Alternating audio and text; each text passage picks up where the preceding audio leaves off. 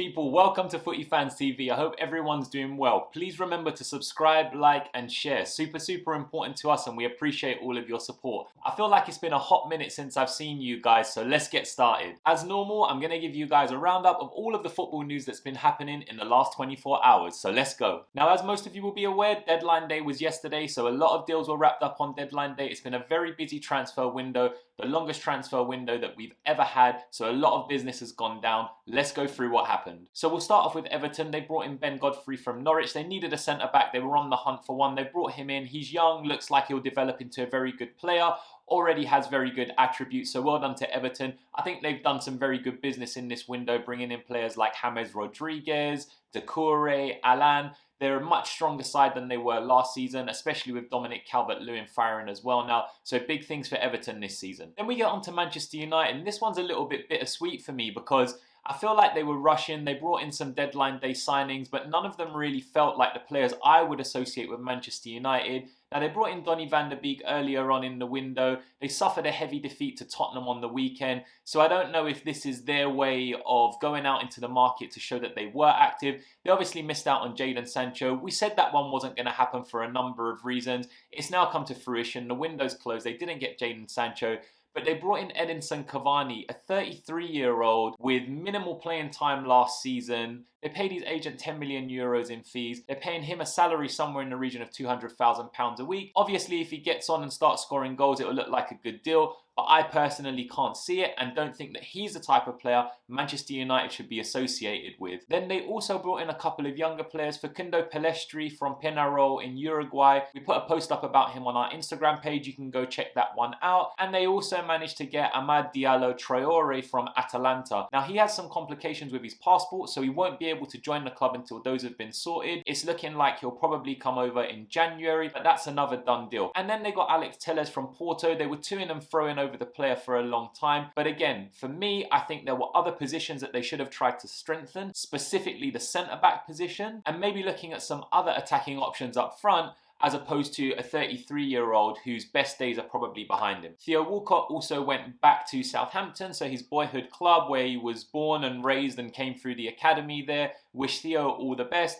He wasn't going to get any game time at Everton, so looks like a good move for him. And then Leeds were able to sign Rafinha from Rennes. The player has said that he's wanted to play in the Premier League for a long time. Rennes tried to convince him to stay but weren't able to. Good signing by Leeds, the type of players that they want to be associated with bringing in the door to try and make sure that they can stay in the Premiership. And then we have the biggest deal of transfer deadline day, which is Thomas Partey to Arsenal. Looks like a very good piece of business by Arsenal Football Club there. I know there were some issues with Aouar. That one didn't materialise. They activated the release clause for Thomas Partey. The way it works in La Liga is you have to go to La Liga to activate the release clause. Once you do that, you can then speak directly to the player. You don't need to talk to the club. You don't have to get anyone else involved on the club side. He's joined Arsenal for 50 million euros, about 45 million pounds. I think that's really the position that they've been crying out for a player in. Now, they do need some other players as well. Obviously, they're not going to get anyone else in at this point, but I think they really need to think about their centre-backs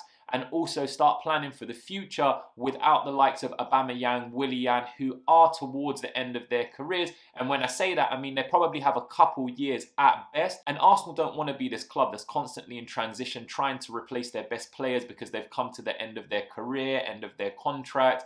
It's not a nice place to be in. So then as we start to look around other parts of Europe, Lucas Torreira went the opposite direction. He's joined Atletico Madrid on a simple loan deal for 1 season. Chris Smalling managed to get his move to Roma, so there were some complications there around fees, but in the end, that one's worked itself out as well. So 15 million euros they've managed to secure him for. Best of luck to Smalling in Serie A. He already knows the league. He did well there last season. Federico Chiesa, the son of Enrico Chiesa, joined Juventus on loan from Fiorentina, but there's an obligation to buy this. So again, if you go to our Instagram page, you'll see the post. There's full details of the breakdown of the payments, when they're due, and how that deal's going to work out. But he is essentially a Juventus player now. Timu Bakayoko got a move to Napoli on a simple loan. You also had Matteo Guendouzi going to Hertha Berlin on a simple loan. Ruben Vinagre from Wolves has joined Olympiacos on loan. Douglas Costa's gone back to Bayern Munich, but only on a simple loan this time around. Choupo-Moting, I don't know who his agent is, but please, if you're watching this video, call me up. I wish I had his agent. He's got a move to Bayern Munich on a free transfer. And then we also had Ryan Sessegnon from Spurs go out on loan to Hoffenheim. In terms of the transfer window, over 2.5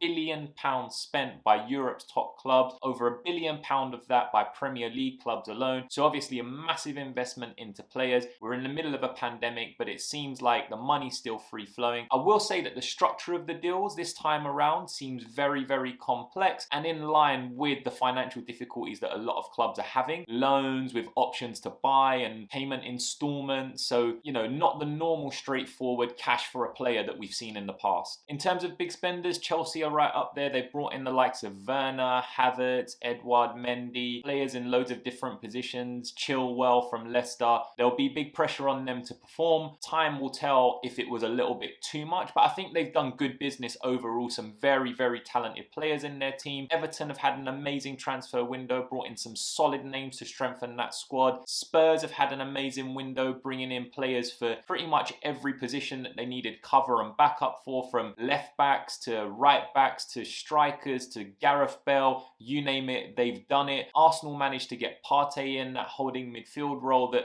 they really haven't managed to lock down since Patrick Vieira left. They got Willian in on a free, Gabriel's come in, they managed to get Ceballos back, so some good business by Arsenal there without really spending too much money. Liverpool have strengthened. Maybe the one place that I would have liked to have seen them do a bit of business would have been a centre-back to partner up with Virgil van Dijk. I do still think they're a little bit weak there, and they don't really have any cover, as we've seen from this weekend. If their key players do get injured, Alisson's out at the moment, Mane's out, Henderson's out, and they really look like a different team this weekend gone when they played Aston Villa. Then we have the likes of Manchester United. As I've said, I don't want to labour the point too much. You guys get it. I don't think this has been a Manchester United friendly transfer window. They haven't done the business that I would associate a club of Manchester United's stature to be doing. And Manchester City have spent big again, but really, for me, they need a striker. They keep on going out and buying all of these defenders, centre-backs, players in different positions.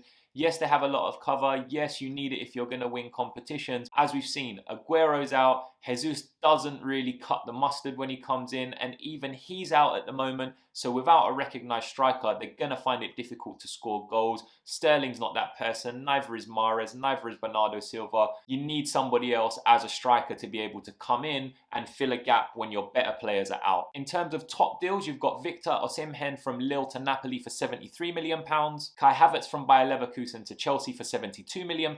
Arta from Barcelona to Juventus for £66 million. Ruben Diaz from Benfica to Man City for £62 million.